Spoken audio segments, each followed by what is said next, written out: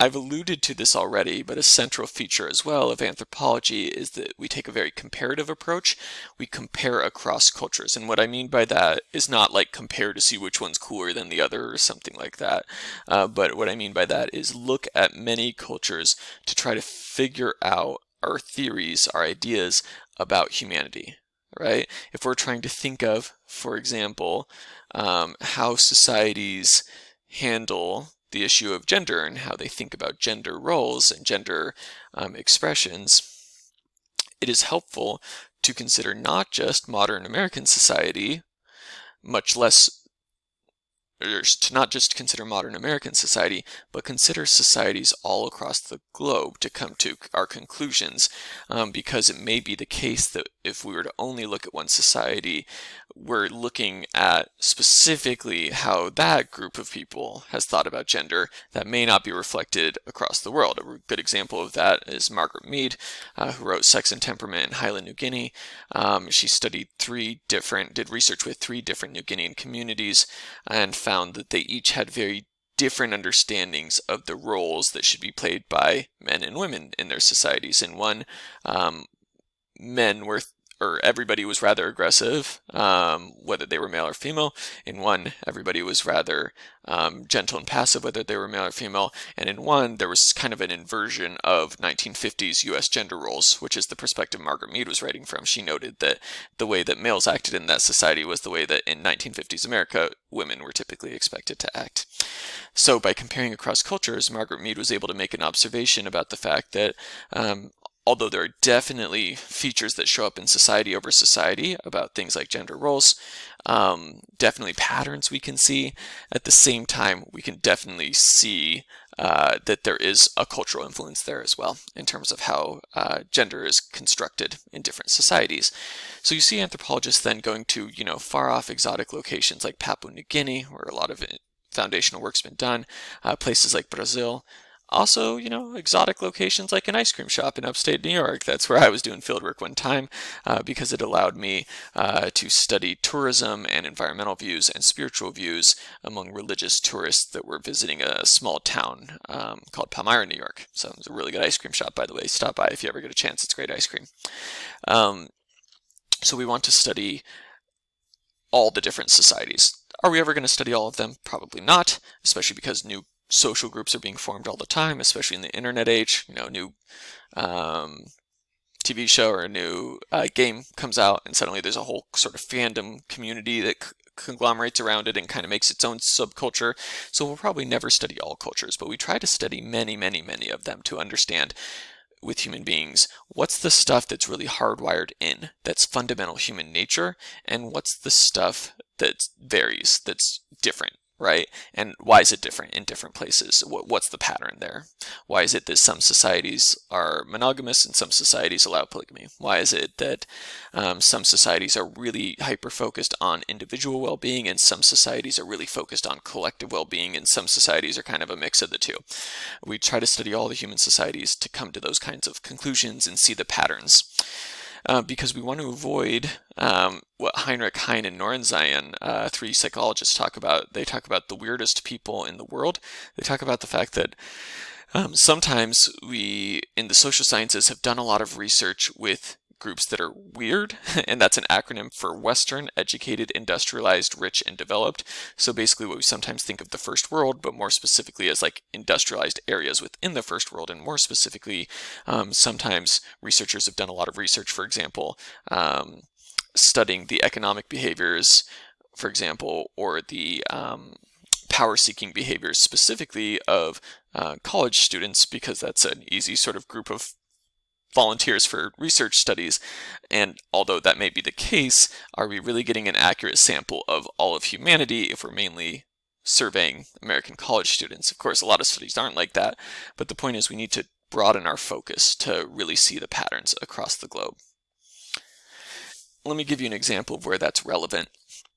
Are humans out for their own self-interest? We sometimes assume they are, and that's not necessarily even a negative thing, but we oftentimes have baked into our ideas and into our policies the idea that humans are typically going to look out for themselves and their family or their close loved ones. And so, for example, supply-demand curves a kind of basic principle of classic economic theory is based on the fact that somebody's going to sell a good for as high as they can and still get a good amount of purchasers, and that people are going to buy a good for as cheap as they can and still get the good. And so where that balances out is where the price point ends up being set. Of course, economics has evolved a lot since then. I'm talking about like really classical economic theory. But my point is, it's driven by this idea that humans are sort of maximizing their own self-interest. Is that the case? Yes and no. When we look across many societies, we see that the picture is rather more complicated. If we look, for example, at the Juhuanzi, a group of hunter-gatherers, well, until recently, primarily hunting-gathering, other kinds of economic things like wage labor are now definitely part of Juhuanzi life. But anyways, for this group of people, when we look at them, one of the things that we observe, for example, is that traditionally people were organized in bands, these small groups of sort of 20 to 30 people. A lot of times they were close relatives or knew each other well. Obviously, they knew each other very well. And most decisions were made by the group as a whole. And although there was sometimes technically a headman leader, that leader made relatively few decisions. Most decisions were just made by people sitting around the fire talking to each other because they all knew each other, and rules could be kind of set informally in that way, and also because people had kind of a shared value set, a shared ideology anyways. And so having to have a government to tell people how to act is not because people are going to be selfish and greedy and dumb. That's not necessarily intrinsic to human nature, right? Because we have examples of human societies that have gotten along just fine without that. Instead, it seems to be something that arises in certain points in history when certain conditions happen, such as agriculture, which we'll talk about later. For that matter, Juhuanzi people most often engage in what we call generalized reciprocity. So basically, we kill an animal or gather some plant food, it gets shared around the whole group with the presumption that, I was successful at hunting today, you might be successful tomorrow, it all works out in the end, which is obviously very different than haggling over prices or the complexity of how we decide what oil prices are in a market economy. And it's not as much based on self-interest, or at least the self-interest is really different, right? And it's much more focused on overall group survival. And for that matter, the fact that Juhuanzi people have rather insisted on a hunting and gathering lifestyle, even as they've been pushed into inhospitable parts of their territory by surrounding colonial powers and then neo-colonial powers and just industrialized nations and agricultural groups, as hunter-gatherer groups like the Juhuanzi have chosen to keep hunting and gathering as an active choice as part of their cultural lifeways. That's another example of where people maybe aren't acting purely out of sort of self-interest or selfishness, as people choose to maintain a cultural tradition of their ancestors, even if it is difficult to do so, even if it involves perhaps accepting less material goods than you would if you were to just throw up your hands and say, all right, we'll just integrate with the surrounding sort of capitalist industrial economy that's surrounding us. It's also useful on that note to take a comparative approach, not just across cultures, but for us as anthropologists across all time, right? The cultures that lived thousands of years ago or hundreds of years ago. For example, when we look at hierarchy, many anthropologists would argue that truly hierarchical divisions in society, where you have like the haves and the have-nots, the 1%, right? Things like that, where some people have far more wealth than other people and far more power than other people, had not really existed until, give or take, 10,000 years ago. And if you go with physical anthropology's narrative that modern humans have been around for 200,000 years, that would mean that for well over 90% of human history, humans didn't have hierarchical classes. So that's not innate human behavior. That's something that comes about at specific times, at specific places. So that comparative approach helps. And on that note, by the way, another central feature of anthropology is an evolutionary approach. By that I mean biological evolution.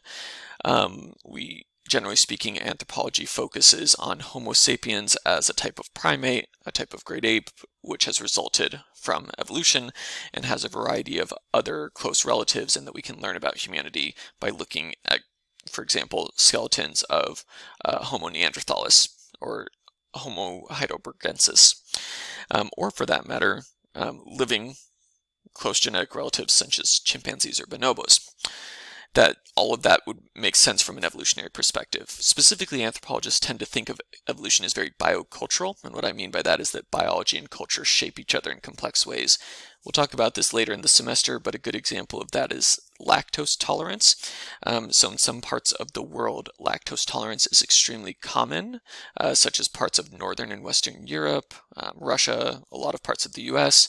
In some parts of the world, lactose intolerance is definitely the norm. In fact, that is the sort of genetic default. Humanity originally was lactose intolerant. Their ability to process lactase basically stops working at a certain age. However, some populations of humans evolved to be able to manage lactase later into their lives as adults, and it seems to be the populations historically that did a lot of cattle herding, that did a lot of herding where milk would have been an available resource, and if you were the one that could process milk well and not get sick from it, that was a relative advantage, and in theory you might be a little healthier, be a little more successful having children, your children might be healthier, bada boom. Populations that historically did a lot of herding end up having very high tolerance, very high rates of lactose tolerance. Not universal, but high rates of lactose tolerance. And the reverse is true. Groups that didn't do a lot of historic herding tend to have lower rates of lactose tolerance, which is why then we're not surprised to see higher rates of lactose tolerance relatively in India, in certain parts of Africa that did a lot of herding, and in Europe, and parts of the Middle East as well. So an evolutionary perspective, though, really helps. It can help us put human behavior in perspective. So, example, are humans aggressive? Are we prone, do we get into these big international conflicts because there's something hardwired in humans where we're just fairly aggressive and warlike and we defend our territories, and that manifests in modern times as warfare? It's a tough question. It's a complex question. I say here, ask a bonobo if you dare. I'm suggesting that bonobos are scary, but they're not actually all that scary. One of the things that makes bonobos interesting is that they're less aggressive than chimps. Well, chimps sometimes do have sort of territorial spats and arguments and things which could maybe lend credence to the idea that humans are warlike. By contrast, bonobos, who are also genetically very similar to humans, basically small chimps, a separate species of chimps, bonobos are very, very peaceable, and when there are conflicts, they seem to resolve them by sexual intimacy, by lovemaking. So, make of that what you will. I'm getting the thumbs up from one of my audience members here. So anyways, my wife, yeah, I don't have like an audience of students in my house, that'd be weird. So my point with that is, an evolutionary perspective helps put in perspective so we can determine if things like war are sort of hardwired into how human beings think, or perhaps if it's a little more complex and if it has a lot to do with the specific histories of specific places. Ultimately, we're trying to look at the big picture, global connections, histories going back millennia, how businesses and cultures change in different cultural contexts. This is a great book, Golden Arches East, about the huge ways in which McDonald's markets itself differently in Taiwan and Hong Kong and various parts of East Asia. It's a great book. Check it out sometime. But my point there is we're looking at global picture things, like how are all these different groups connected? How has colonialism affected the picture all over the world? How did the development of agriculture affect things all over the world? Histories that go back thousands and thousands of years. Yet at the same time, a hallmark of anthropology is that we are hyper-grounded. We are super specific. That even if anthropology as a whole is this big picture thing, us individual researchers, we're doing little puzzle pieces, right? Just like in that picture of puzzle pieces, we're doing little puzzle pieces to try to figure out the big whole. So for example, I do research, among other things, about religious tourists in a small town in upstate New York. Seems like a really, really specific topic. Seems like, who's interested in that other than a few small groups of people, such as the religion in question and the community itself. But the thing is, it's not just about that, right? It's about much bigger questions. One of the bigger questions being, what kinds of Christian environmentalism happens when groups become attached to certain kinds of sacred outdoor historic sites. So really trying to get at sort of what does Christian environmentalism look like? And that's not a small question, right? We're facing some pretty big environmental challenges in the 21st century, and Christianity is about a third of the world. So it's a much bigger question, but I'm looking at one little piece of the puzzle. And so that's kind of anthropology in a nutshell. Go local so that we can go big. What does that actually look like? Well, we're fundamentally a research-based discipline. A lot of people will call anthropology a social science. Some people will call anthropology a humanity. A lot of anthropologists will say, quoting an old anthropologist, we're the most scientific of the humanities and the most humanistic of the social sciences. We're kind of got some of both going on. Depends which anthropologist you're talking about and what they do. But we're research-based fundamentally. And that research can look really, really different. That can be what we're probably most known for, which is digging in the ground and excavating sites and finding artifacts, archaeology. It does not look like Indiana Jones. Indiana Jones was a terrible, terrible, terrible archaeologist. Handsome man, great with a bullwhip, terrible archaeologist on a number of different grounds, very, very bad at data collection, did not collaborate well with local communities. But we actually do digging in the ground, and that's archaeology, and that's a big part of how we do our research. Others, like myself, I do a lot of ethnographic fieldwork, so I'm looking at modern day cultures, so I don't go dig in the ground necessarily. I go and spend time with people in those communities and hang out and ask them questions and observe what's going on around me. And I might spend weeks or months or years doing that so that I can get a good sense of what it's really like to live in that community. There's primatologists. I say hanging with chimpanzees here, I'm just joking. This is obviously Jane Goodall, who's an incredibly well-respected primatologist. Primatology is part of anthropology, observing the behavior of wild apes, examining skeletons, so the work of physical anthropologists looking at ancient skeletons, as well as modern human bodies and trying to understand what makes our bodies tick. That's the reason why you have things like the Bones TV show that was popular a few years ago with Temperance Brennan, right? She's a physical anthropologist. Anthropology has a lot of specialization in understanding human skeletons. And then and there's some ethical issues with that we'll talk about probably in another lecture, but is not something I'm going to specifically address today. Another type of research that we do is language documentation, sitting down with elders and knowledge holders of languages that might be vanishing or declining or having issues, and then making sure language is properly documented so it can be properly taught to future generations so that languages can be preserved. It's predicted that at least half of human languages could go extinct by 2100. Some people put the number even much higher. Many anthropologists, linguistic anthropologists, are trying to stop that by helping document indigenous languages, which then can go into things like designing apps or teaching methods to try to revitalize languages. This is a picture of Alan Boris, former anthropology professor here at KPC, working with the Dena'ina elder Peter Kalfornsky. They worked extensively on language, among other things. So for anthropologists then, I think you can see from all these examples, context is everything. We're all about the context.